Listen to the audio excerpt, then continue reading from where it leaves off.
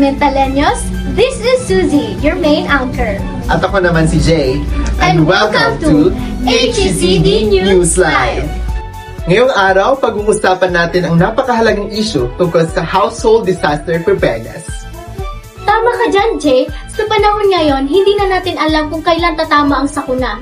Pwedeng sunog, lindol, at pagbaha. Kaya mahalagang maging handa, hindi lang sa paaralan, kundi lalo na sa ating tahanan.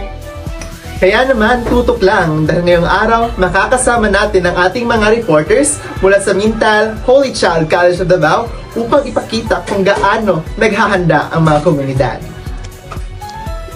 Unahin na natin si Jay, live mula sa Barangay Mintal. Maraming salamat, Suzy and Jay. Narito tayo ngayon sa Barangay Mintal, kung saan nagsasagawa ang mga residente ng disaster orientation preparedness. Nalayuning turuan ang mga pamilya kung paano maging handa sa panahon ng sakuna. Ayon sa mga opisyal ng barangay, importante ang tatlong bagay sa bawat tahanan. Una, emergency go bag na may lamang pagkain, tubig, gamot, flashlight at mga dokumento. Pangalawa, family evacuation plan. Dapat alam ng bawat miyembro kung saan tatakbo kapag may sakuna. At ang panghuli naman ay ang calm and prepared mindset. Huwag magpanik at makinig sa mga otoridad. ngayon makakausap natin ang barangay representative na si Miss Julie, isa sa mga tumutulong sa katandaan ng mga residente. Ano po ba ang nandini ng programang ito? Layunin namin ang makahuan ng bawat pamilya na maging handa, lalo na sa mga sakunang nangyayari ngayon sa Mintal, gaya ng baha at lindol. Nais namin mapalaganap ito upang mas marami sa pamilya makikligtas. Maraming salamat po. Tunay na ang pagiging handa ay hindi lamang responsibilidad ng gobyerno, kundi ng bawat pamilya. Balik dyan sa isa. Salamat, Jane. Ngayon naman, silipin natin kung paano pinapalaganap ng Holy Child College ang kahandaan sa sakuna sa kanilang mga estudyante. Live mula sa Holy Child College, Yash. Magandang araw! Narito tayo sa Mintal Holy Child College of Davao na kung saan naayos sinasagawa nila ang disaster awareness activity. Sa araw na ito, tinuturo sa mga estudyante ang tamang hakbang, bago, habang at pagkatapos ng sakuna.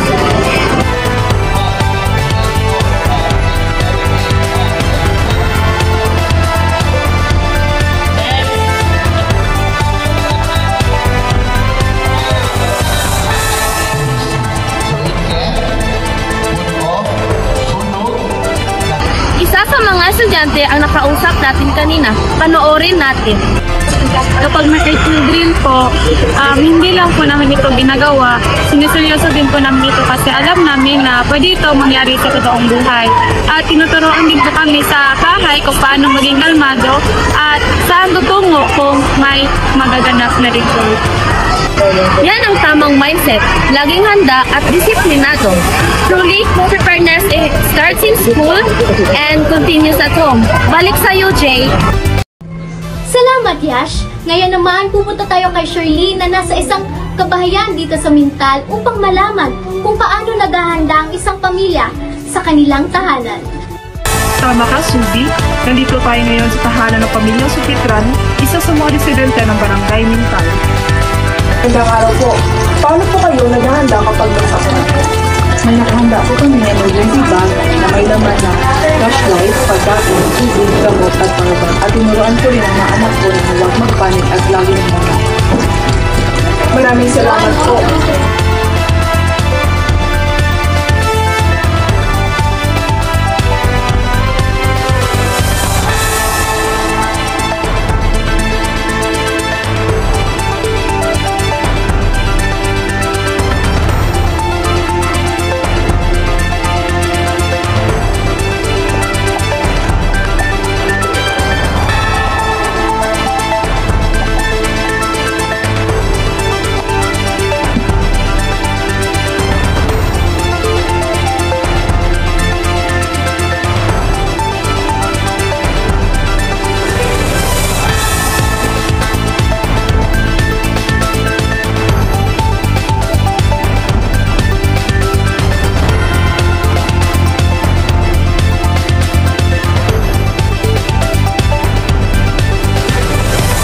makikita natin na kahit sa simpleng paghahanda, napakahalaga para sa kaligtasan ng buong pamilya.